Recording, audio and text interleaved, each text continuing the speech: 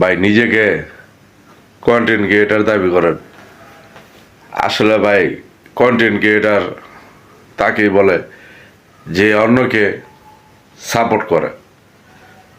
আপনি ভাই content creator নিজেকে দাবি করেন, অথচ আপনি অন্যকে সাপোর্ট করেন না। আপনি যদি সাপোর্ট না করেন তাহলে আপনি কিসের কন্টেন্ট ক্রিয়েটার? আপনার একটা গঠনমূলক কমেন্ট করবেন, একটা লাভ লিড দিবেন। আমার আইডিতে যারা কমেন্ট করছে গঠনমূলক, তাদের রিপ্লাই কমেন্ট করবেন। ভাই তাহলে আপনি কন্টেন্ট ক্রিয়েটার। আপনি আমাকে রিপ্লাই করেন না, আপনি আমাকে কমেন্ট করেন না, তাহলে আপনি কিসের কন্টেন্ট ক্রিয়েটার?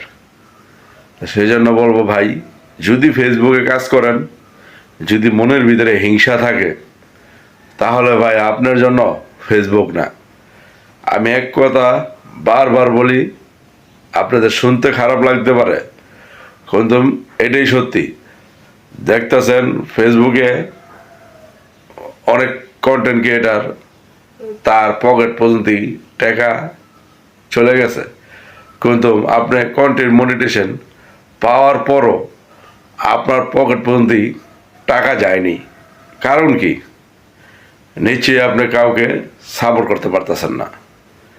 আপনার এঙ্গেজমেন্ট ফলোয়ার দিয়ে কিন্তু আপনার এঙ্গেজমেন্ট তৈরি হয় না।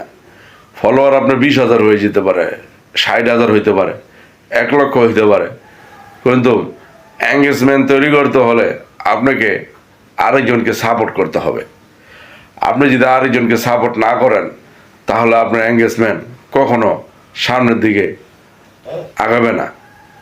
আপনার এঙ্গেজমেন্ট করতে হবে, এঙ্গেজমেন্ট বাড়াতে হবে।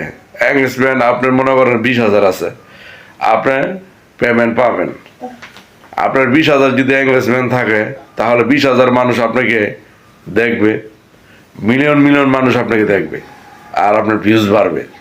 আপনার যদি এঙ্গেজমেন্টই যদি কম থাকে, তাহলে কিন্তু মিলিয়ন মিলিয়ন ভিউজ আপনার হবে না। কেন? আপনার এঙ্গেজমেন্টই কম। আপনি যদি 7,000, 8,000, 10,000, 12,000, 14,000 যদি এঙ্গেজমেন্ট থাকে, তারপর আপনার ভিউজ বাড়বে না। কেন? আপনার এঙ্গেজমেন্ট আছে কিন্তু ভিউজ নেই। কারণটা কি? আপনার এঙ্গেজমেন্ট কম হয়েছে, সেই জন্য এঙ্গেজমেন্ট থাকতে হবে 60-70,000, তাহলে আপনার এঙ্গেজমেন্ট দ্বারায় আপনার ভিউজ বাড়ে। আপনি ভিউজ বাড়াইতে চাইতেছেন, অথচ আপনি কাউকে রিপ্লাই কমেন্ট করেন না, কাউকে সাপোর্ট করেন না। নতুন যারা তাদের